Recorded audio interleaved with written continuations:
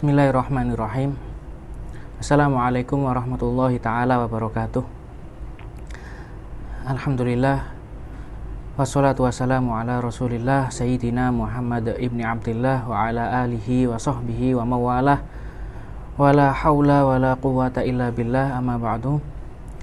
Alhamdulillah, para pemirsa, para pengikut, para pecinta YouTube MZT Malang Raya, kita masih diberikan kesempatan oleh Allah Subhanahu wa Ta'ala untuk melanjutkan pembahasan kita di dalam adab-adab orang yang mencari ilmu, adab-adab untuk dirinya sendiri.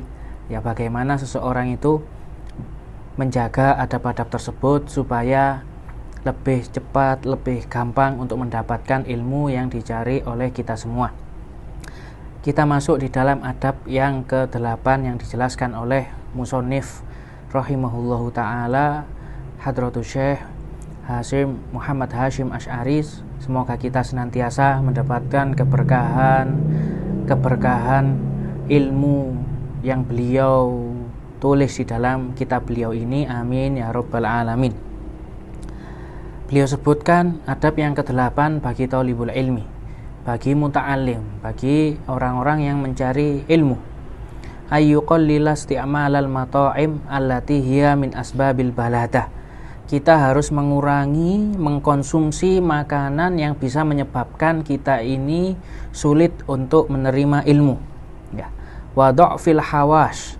Begitu juga makanan yang mungkin bisa menyebabkan kita ini lemah untuk mencerna, ya, untuk meresahkan ilmu yang diberikan oleh guru kita.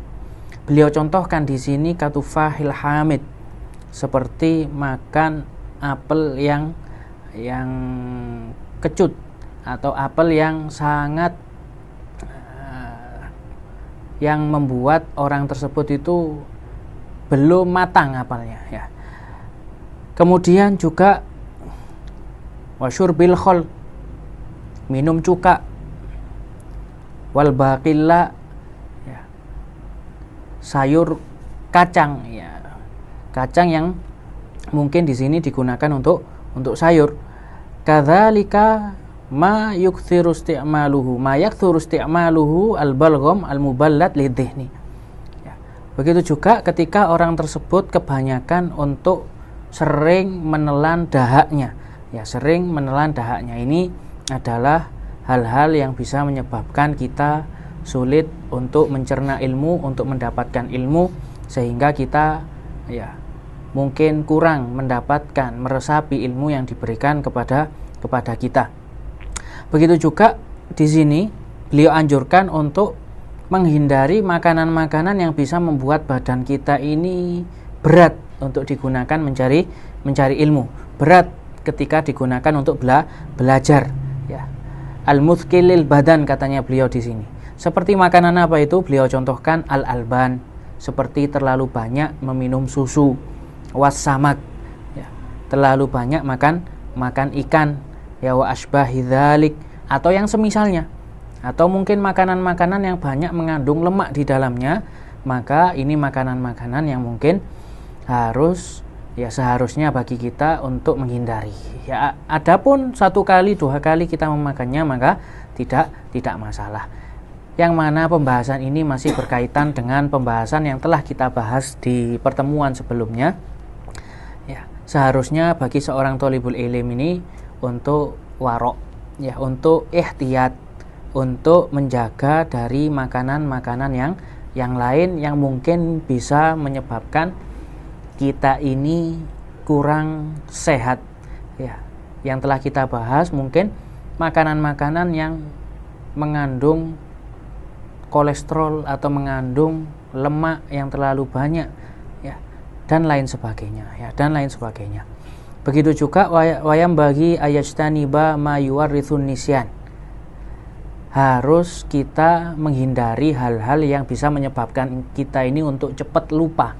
Ada beberapa hal yang bisa menyebabkan kita ini dalam belajar menjadi cepat lupa dari apa yang telah kita pelajari. Beliau sebutkan di sini seperti memakan makanan yang bekas dimakan oleh tikus, ya, yang bekas dimakan oleh tikus. Wa qiraatil alwahil kubur, membaca tulisan-tulisan yang ada di dalam maesan-maesan di dalam kuburan, ya. Maka ini juga termasuk hal-hal yang bisa membuat kita ini cepat lupa. Waddukhul bainal jamalain al-makturain, masuk di antara dua unta yang ditarik, ya. Seperti mungkin ada kereta seperti dokar, tapi dengan di situ menggunakan unta, ya, ditarik dengan dua unta, kemudian kita masuk di mungkin belakangnya tersebut. Lah ini bisa menyebabkan cepat lupa.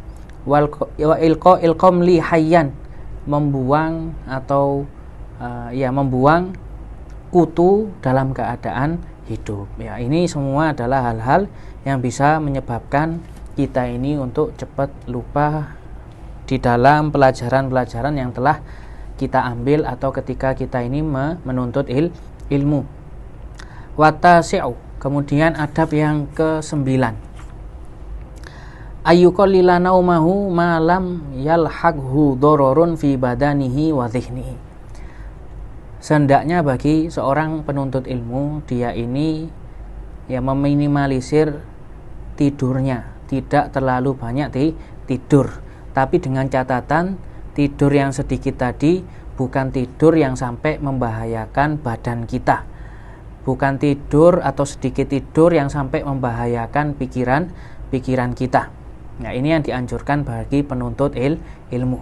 Akan tetapi penuntut ilmu dianjurkan untuk senantiasa memperbanyak, menambah, mempelajari, memutolaai, mempelajari lagi ilmu yang telah disampaikan, diberikan kepada semua thalibul ilm, kepada kita semua. Wala yazidu fi naumihi fil yaumi wa lailah ala 8 saat. Beliau anjurkan di sini, maksudnya sedikit tidur itu apa? Tidak lebih tidurnya di dalam sehari semalam ini dari 8 jam. Ya. Mentok maksimal tidur kita selama sehari semalam ini adalah 8 jam.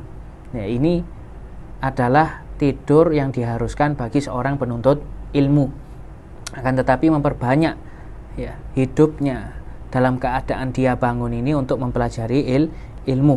Wa huwa thulutsu zaman. 8 jam ini adalah sepertiga dari 24 jam. Maka cukup kita tidur sepertiga hari di dalam hari-harian kita. Fa in ihtamala haluhu aqalla minha fa'al. Apabila kita mampu kurang dari 8 jam, katanya beliau di sini, hendaknya untuk melakukan. Mungkin kita mampu tidur hanya 7 jam sehari semalam atau 6 jam sehari semalam, maka ini lebih dianjurkan. Tapi dengan syarat tadi yang telah kita bahas, tidak sampai ada dhoror, tidak sampai ada bahaya yang kita dapati di badan kita atau pikiran kita karena sedikitnya tidur tadi.